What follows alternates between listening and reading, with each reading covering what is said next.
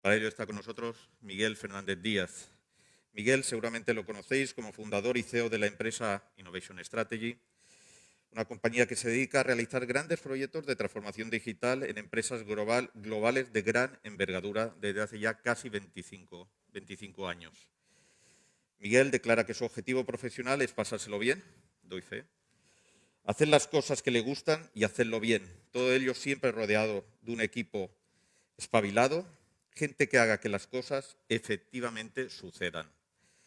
Hoy viene a hablarnos de las 4 claves que hacen realidad la transformación digital. 4, ni una más ni una menos. Miguel, por favor.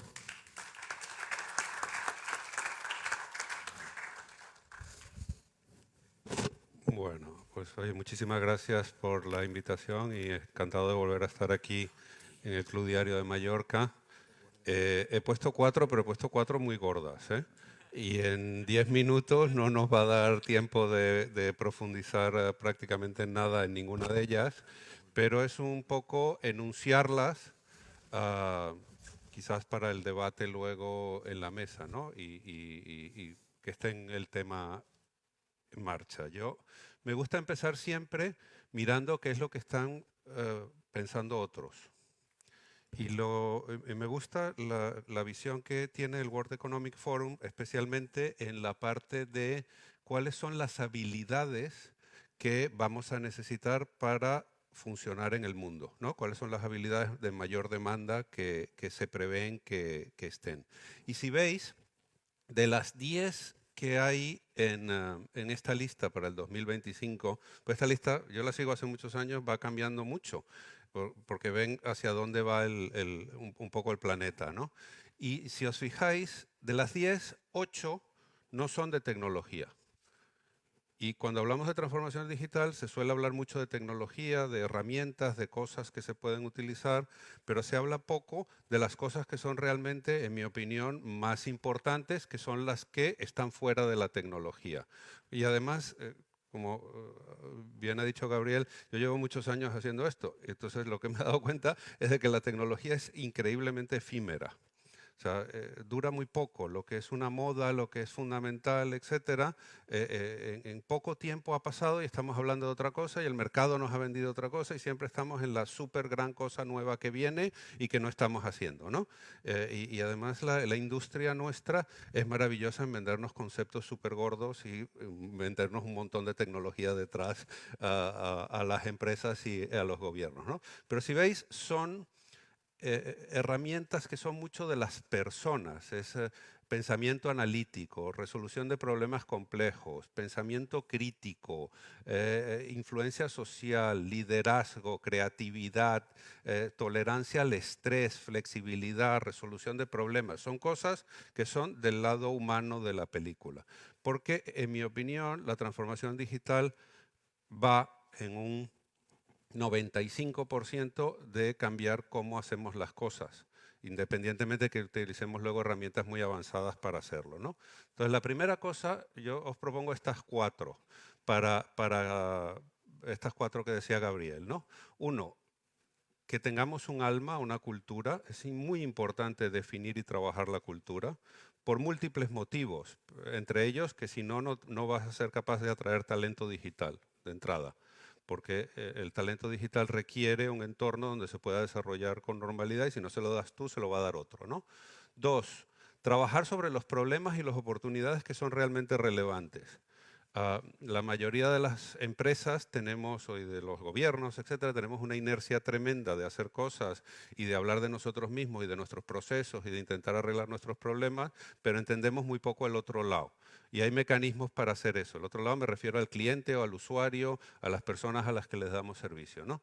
Tercero, hacer esa resolución o aprovechar las oportunidades de una manera que sea razonable, que también es muy difícil con las culturas digamos, no digitales que tenemos hoy en día, ¿vale?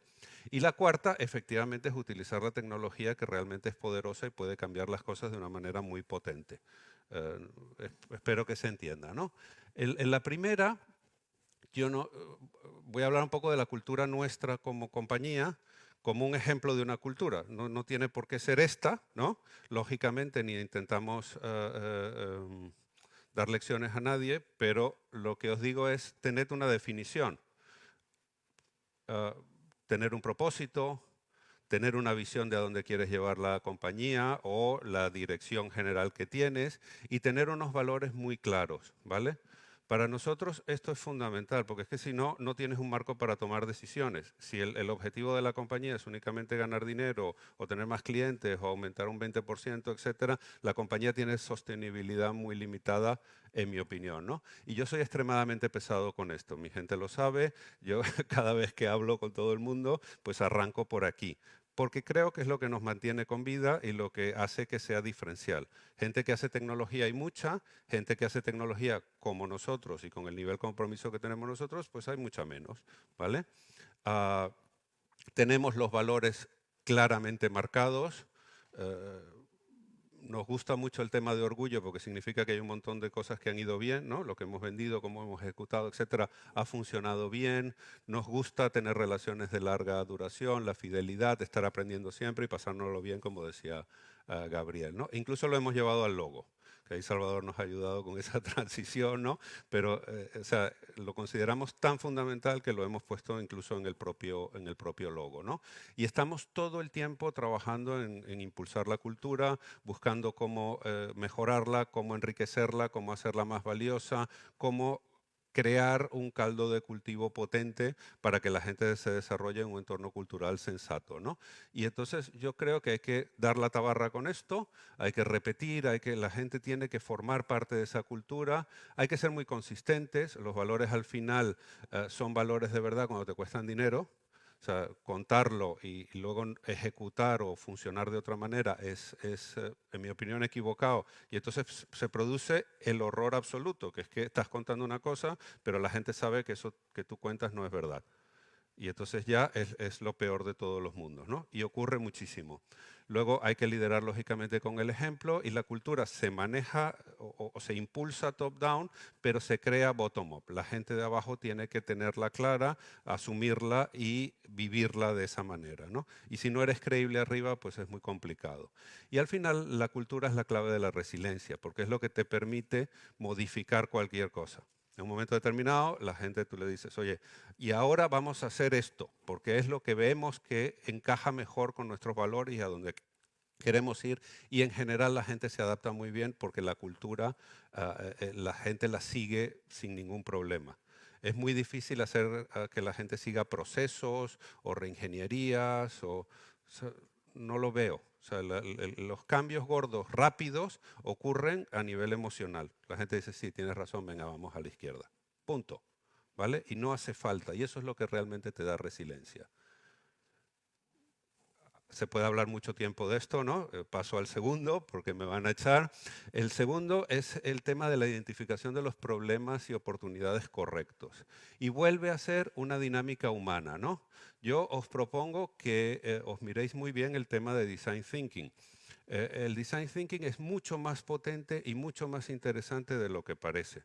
Y de hecho, el mundo que tenemos hoy en día tiene la pinta que tiene porque hay esto. O sea, todo se ha diseñado. El mundo, los que somos suficientemente mayores, nos acordamos de un mundo donde no había diseño. ¿Os acordáis? Que las cosas eran ridículas, raras, extrañas, sin usabilidad, feas. Eso hoy en día es absolutamente impresentable. Y la clave detrás de todo eso es esto. Y es una manera de trabajar. Y es fabulosa para el mundo digital, porque tú lo que estás intentando es hacer algo que nadie sabe muy bien qué es lo que realmente, cuál es el problema que vas a resolver. Entonces, tienes mecanismos, o sea, esto se puede hacer de forma muy ordenada para pasar de un problema muy difuso a generar una innovación o a generar una solución muy rápidamente. Está muy bien montado.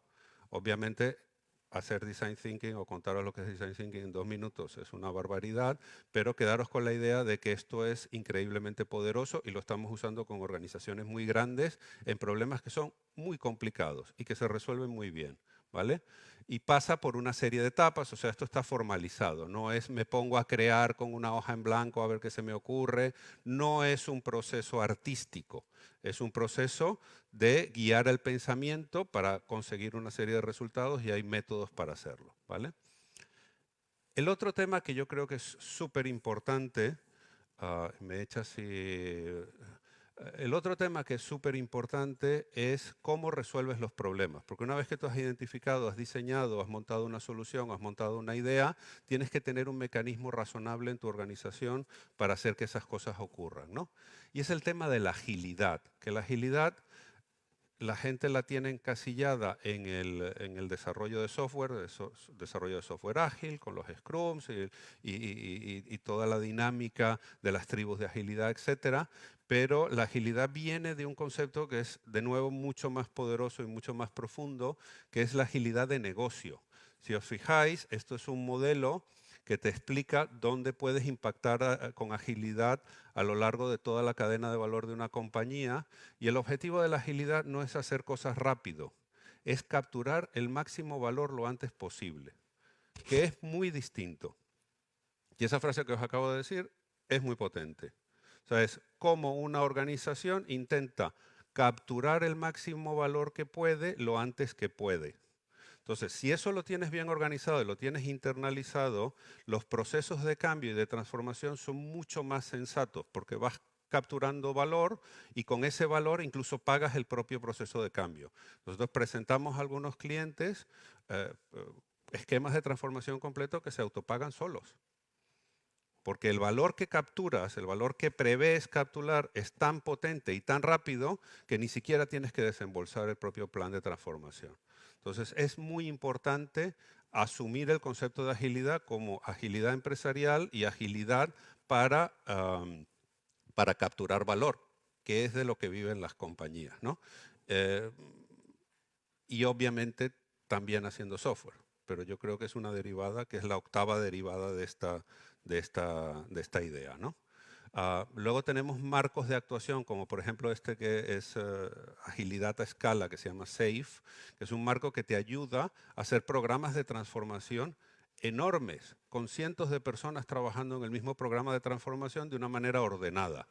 Y eso es muy difícil, porque hacer agilidad en pequeñito es relativamente fácil, hacer agilidad a escala con mucha gente haciendo muchas cosas al mismo tiempo es francamente complicado, pero hay maneras de hacerlo y lo estamos haciendo de nuevo con compañías muy grandes que avanzan muy rápido y notan ese avance, porque parte del avance es importante que la directiva, los responsables, etcétera, noten que la compañía avanza, que ese programa de transformación está produciendo resultados, ¿vale? Y el último, yo voy a hablar solamente de una tecnología porque creo que es la más gorda con muchísima diferencia de lo que hay allá afuera, ¿no? Que es si os fijáis, estos dos puntos aquí que dice, oye, monitoriza y controla el uso de la tecnología y aprende a usarla, ¿no? Esencialmente esos son estos dos skills. Y os digo, mira, de entrada os tenéis que centrar en el tema de la inteligencia artificial. No queda más remedio, porque es como la luz eléctrica. Es decir, va a estar por todo, está por todo. Entonces tú no puedes digitalizar algo pensando que las máquinas no pueden hacer todo lo que pueden hacer, porque si lo haces de una manera tradicional, acabas teniendo un proceso de digitalización que está anticuado en su propio origen. No sé si me explico lo que quiero decir. Si no tienes en la cabeza que las máquinas hablan, leen, escriben, son capaces de ver, de entender lo que ocurre, de entender las emociones y de darte claves para actuar. Cuando tú diseñas, y vuelvo al design thinking, ¿qué vas a hacer? Hay un momento donde dices, oye, ¿y esto? ¿Dónde metemos inteligencia artificial aquí? Si no pasáis por un proceso ordenado de pensar dónde metes la inteligencia artificial, cualquier cosa que hagas ya de entrada está mal. Otra cosa es que tú decidas no usar la inteligencia artificial porque no quieres, ¿vale? O porque no aplica o por lo que sea. Pero hay que, de forma expresa, decir que no. Entonces, tiene que formar parte del pensamiento. En la mayoría de los casos que vemos, la gente no hace esa reflexión. Entonces, nosotros les ayudamos también a decir, oye, en este momento, párate a pensar que esto que tú quieres, poner una PDA de una persona que apunte cuánta gente hay, yo pongo una cámara ahí y me cuentan toda la gente que hay. Me dicen la edad que tienen, me dicen el sexo que tienen, me dicen si han estado quietos a lo largo de toda la presentación, si se han ido, si se han movido, dónde se han movido y muchísimas cosas más que no debería saber, pero que la máquina sabe, ¿vale? Entonces, con lo cual, ponerme yo a contar con una PDA, ya de entrada es una digitalización equivocada de esta situación. No sé si me explico, ¿vale? Está por todo, absolutamente por todo, y estamos viendo la tele en blanco y negro. O sea, es decir, estamos en el principio del principio del principio. Esto va a ser absolutamente pervasivo y no lo para nadie.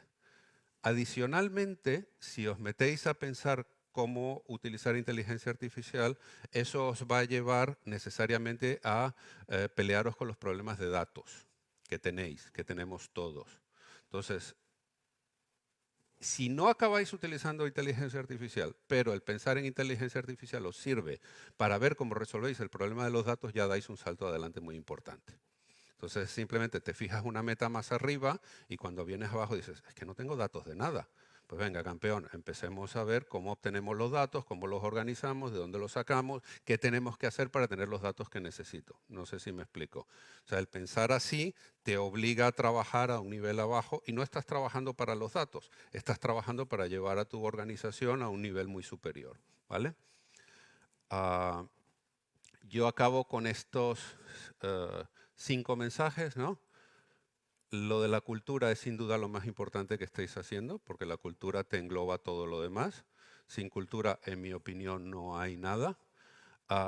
Se deben utilizar procesos creativos ordenados para entender a los clientes, a los usuarios y crear propuestas de valor que sean realmente poderosas. La agilidad no es ir rápido, es capturar el máximo valor posible. Esto es una diferencia que, en mi opinión, es clave. 4, en la medida de lo posible y de lo ético, ¿no? Porque hay factores éticos en la inteligencia artificial muy potentes, metedlo donde podáis, porque es cambiar literalmente el motor de cómo funcionan las cosas. Y, por ejemplo, toda esta presentación yo la he hecho, y me la ha organizado, me la ha montado y me la ha puesto bonita, salvo el logo que lo ha hecho Marina, la inteligencia artificial, ¿vale? Pues oye, muchísimas gracias.